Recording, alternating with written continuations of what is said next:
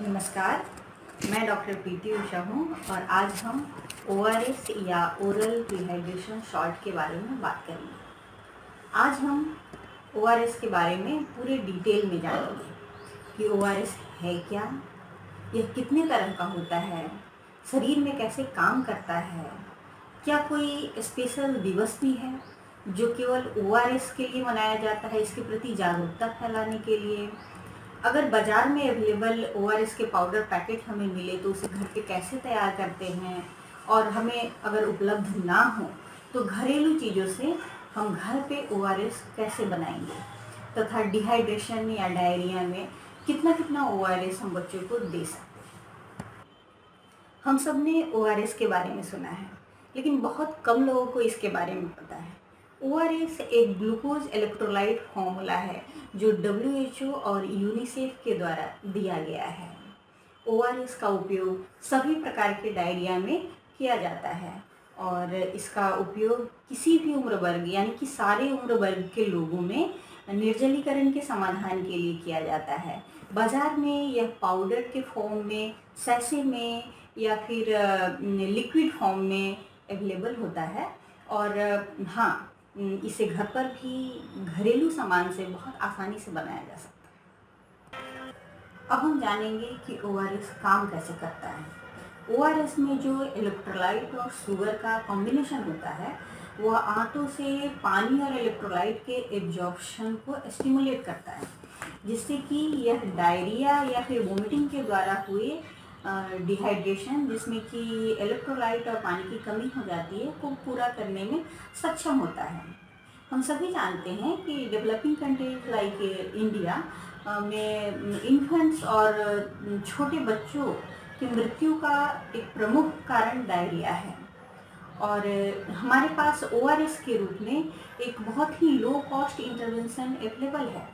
इसीलिए हर साल 29 जुलाई को हम ओआरएस डे मनाते हैं ताकि लोगों में जागरूकता फैलाया जा सके और ओआरएस के प्रति लोग जागरूक हो सके।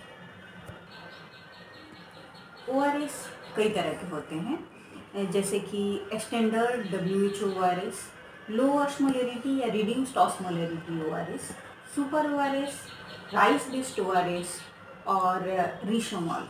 इसमें सबसे ज़्यादा उपयोग लो ऑस्मोलरिटी ओआरएस का किया जाता है और यही बाज़ार में उपलब्ध भी होता है। आइए जानते हैं बाज़ार में जो ओआरएस के सैशे या पैकेट्स उपलब्ध होते हैं उसे घर पर तैयार कैसे करते हैं। सबसे पहले जो ओआरएस का पैकेट है उसके पीछे जो निर्देश दिए होते हैं उसे अच्छी तरह से पढ़ लें कि इसे आधे लीटर पानी में बनाना है या फिर 1 लीटर पानी में। उसके बाद हाथों को साबुन और पानी से अच्छी तरह से धो लें। एक साफ बर्तन लें, उसमें 1 लीटर पानी भर दें और उसके बाद ओआरएस पैकेट में जितना भी ओआरएस है उसे पूरा का पूरा उसमें डाल दें।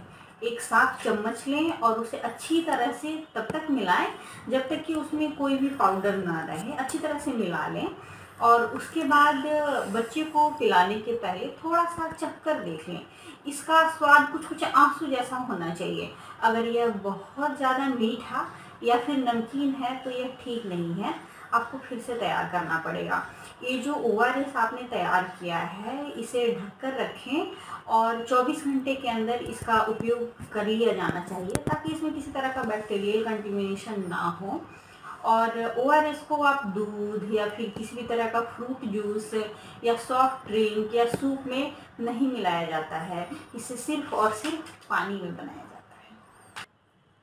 अब हम देखेंगे कि घर पे ओआरएस कैसे बनाते हैं।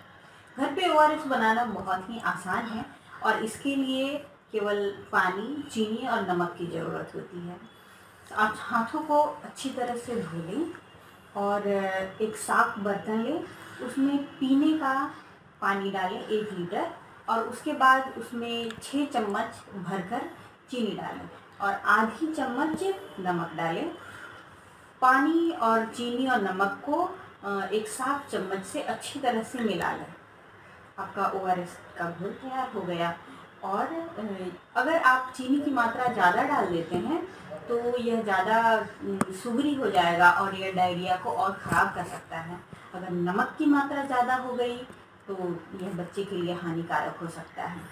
अब हम जानेंगे कि जो ORS है वो कितना दिया जाना चाहिए बच्चे को।